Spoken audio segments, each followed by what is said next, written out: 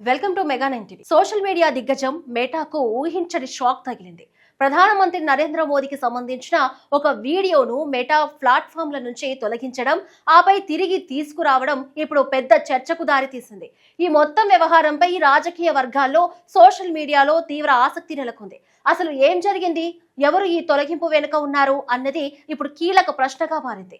ఈ ఘటన మెటాకు ఇబ్బందికరంగా మారినట్లు స్పష్టంగా కనిపిస్తుంది. ఇది కేవలం ఒక సాంకేతిక లోపమా లేక మరేదైనా కారణం ఉందా అన్నది ఇప్పుడు అందరి దృష్టిని ఆకర్షిస్తుంది. మెటా వంటి పెద్ద టెక్ కంపెనీలు ప్రపంచవ్యాప్తంగా కంటెంట్ మోడరేషన్ సవాళ్లను ఎదుర్కొంటున్నప్పటికీ ఒక దేశ ప్రధాని వీడియోను తొలగించడం అసాధారణమైన సంఘటన.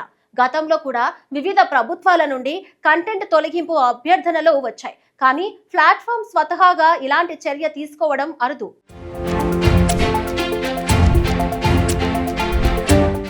నేటి డిజిటల్ యుగంలో దేశాధినేతలు తమ ప్రజలతో కనెక్ట్ కావడానికి సోషల్ మీడియానే అతిపెద్ద ఆయుధం.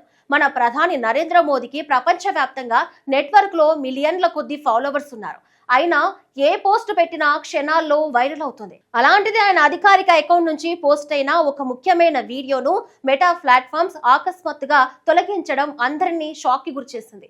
కమ్యూనిటీ గైడ్ లైన్స్ ఉల్లంఘించారనే ఆటోమేటెడ్ మెసేజ్ తో ఆ వీడియో బ్లాక్ అయింది. ఇది గమనించిన నెటిజన్లు ఒక్కసారిగా కంగు తిన్నారు. ప్రపంచంలోనే అతిపెద్ద ప్రజాస్వామ్య దేశానికి ప్రధాని అయిన మోదీ వీడియోనే బ్లాక్ చేసేంత ధైర్యం మెటాకు ఎలా వచ్చిందంటూ సోషల్ మీడియాలో పెద్ద చర్చ మొదలైంది. ఈ సంఘటన జూలై 26న జరిగింది. ప్రధాని మోదీ ప్రసంగించిన ఒక వీడియోను ఫేస్బుక్, ఇన్స్టాగ్రామ్ వంటి మెటా ప్లాట్ఫామ్స్ ల నుండి తొలగించిన కొన్ని గంటల తర్వాత మెటా తన పొరపాటును గుర్తించి వీడియోను తిరిగి ఆన్లైన్ లో ఉంచింది. అయితే ఈ తొలగింపు వెనుక కారణంపై మెటా ఇప్పటి వరకు ఎటువంటి స్పష్టమైన వివరణ ఇవ్వలేదు. మొదట ఇది కంటెంట్ పాలసీ ఉల్లంఘనగా భావించినప్పటికీ మెటా దీనిపై స్పందించకపోవడం అనుమానాలకు తావితీస్తుంది.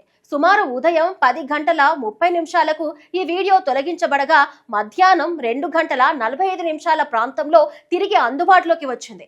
ఈ స్వల్ప వ్యవధిలోనే రాజకీయ వర్గాల్లో, సోషల్ మీడియాలో పెద్ద దుమారం రేగింది. ప్రధాని వీడియో డిలీట్ అయిన విషయం తెలియగానే ప్రభుత్వ వర్గాల్లో, అధికార బీజేపీ పార్టీ శ్రేణుల్లో తీవ్ర ఆగ్రహం వ్యక్తమైంది. సోషల్ మీడియా సంస్థలు ఏకపక్షంగా పారదర్శకత లేకుండా వ్యవహరిస్తున్నాయనే చర్చ మళ్లీ తెరపైకి వచ్చింది. విదేశీ టెక్ కంపెనీలు మన దేశ సార్వభౌమాధికారాన్ని కించపరిచేలా వ్యవహరించడం ఎంతమాత్రం సహించబోమని పలువురు నేతలు మెటాకు స్ట్రాంగ్ వార్నింగ్ ఇచ్చారు. మెటాకు చెందిన అల్గారిథమ్స్ పక్షపాతంలో పనిచేస్తున్నాయా లేక ఎవరైనా కావాలనే ఈ వీడియోపై మాస్ రిపోర్టింగ్ చేసి బ్లాక్ చేయించారా అన్న ప్రశ్నలు వెల్లువెత్తుతున్నాయి. ఇదే క్రమంలో కేంద్ర ప్రభుత్వం ఈ ఘటనను తీవ్రంగా పరిగణించిందని తెలుస్తోంది. ఇప్పటికే ఐటీ మంత్రిత్వ శాఖ మెటా, ఇన్స్టాగ్రామ్ ఉన్నత స్థాయి అధికారులకు సమన్లు ఇచ్చింది.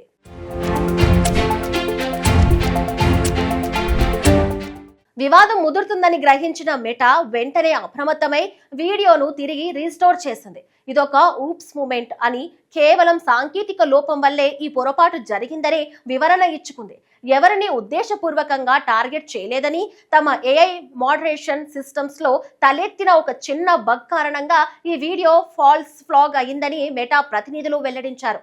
అయినప్పటికీ ఒక దేశ ప్రధాని ఖాతాను మానిటర్ చేయడానికి సరైన హ్యూమన్ రివ్యూ సిస్టమ్స్ లేకుండా కేవలం అల్గరిథమ్స్ మీద ఆధారపడటం మెటా నిర్లక్ష్యానికి అద్దం పడుతుందని టెక్ నిపుణులు విమర్శిస్తున్నారు. మెటా క్షమాపణలు చెప్పినప్పటికీ ఈ ఘటన వెనుక ఉన్న అసలు మిస్టరీపై ఇంకా అనుమానాలు కొనసాగుతూనే ఉన్నాయి.